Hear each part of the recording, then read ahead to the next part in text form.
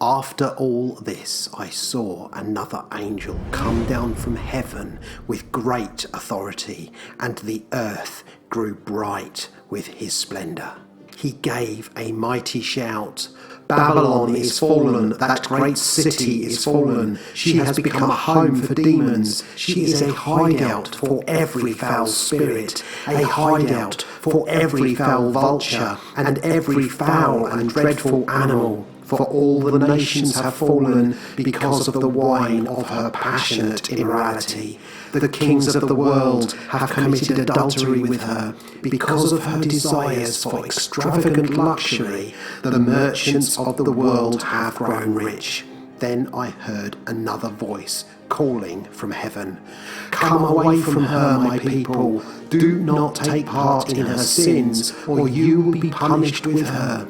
For her sins are piled as high as heaven, and God remembers her evil deeds. Do to her as she has done to others, double her penalty for all her evil deeds. She brewed a cup of terror for others, so brew twice as much for her. She glorified herself and lived in luxury, so match it now with torment and sorrow. She boasted in her heart, I am queen on my throne. I am no helpless widow, and I have no reason to mourn. Therefore, these plagues will overtake her in a single day, death and mourning and famine. She will be completely consumed by fire, for the Lord God who judges her is mighty.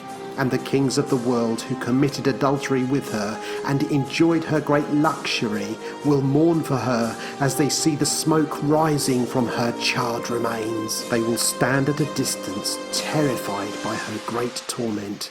They will cry out, how terrible for you, O Babylon, you great city.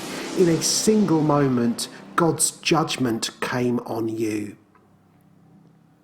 The merchants of the world will weep and mourn for her, for there is no one left to buy their goods. She bought great quantities of gold, silver, jewels and pearls, fine linen, purple, silk and scarlet cloth, things made of fragrant ironwood, ivory goods and objects made of expensive wood, and bronze, iron and marble. She also bought cinnamon, spice, incense, myrrh, frankincense, wine, olive oil, fine flour, wheat, cattle, sheep, horses, wagons, and bodies, that is, human slaves.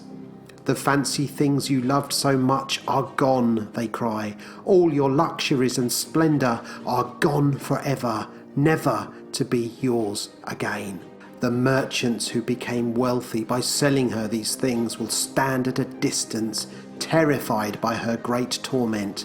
They will weep and cry out, how terrible for that great city. She was clothed in finest purple and scarlet linens, decked out with gold and precious stones and pearls. In a single moment, all the wealth of the city is gone. And all the captains of the merchant ships and their passengers and sailors and crews will stand at a distance. They will cry out as they watch the smoke ascend, and they will say, where is there another city as great as this? And they will weep and throw dust on their heads to show their grief. And they will cry out, how terrible for the great city. The ship owners became wealthy by transporting her great wealth on the seas. In a single moment it is all gone. Rejoice over her fate, O heaven, and people of God, and apostles and prophets, for at last God has judged her for your sakes. Then a mighty angel picked up a boulder, the size of a huge millstone. He threw it into the ocean and shouted, just like this: the great city Babylon will be thrown down with violence and will never be found again. The sound of harps, singers, flutes and trumpets will never be heard in you again.